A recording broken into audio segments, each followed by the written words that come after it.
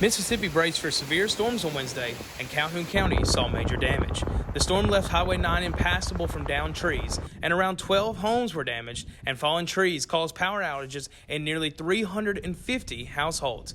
Calhoun County Sheriff Greg Pollen says, however, it could have been much worse. This community was very lucky that no one got hurt. There's a couple of those houses, I don't know how someone didn't. One of the damaged areas was Lintrap Baptist Church, which saw its front porch destroyed. Yet, church member Benny Bearfield says despite the damage, they are still planning to hold revival services next week. We got carpenters coming tomorrow that's going to take the porch completely off the church.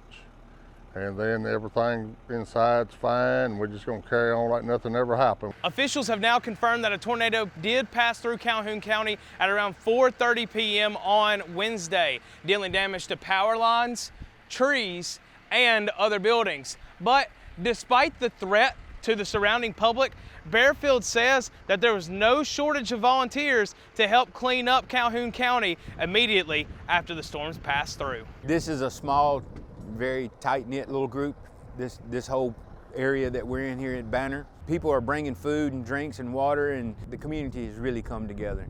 Sheriff Pollen says that he, along with the agencies involved with cleanup and repair, are hopeful that power will be restored to residents affected by the storms by tomorrow.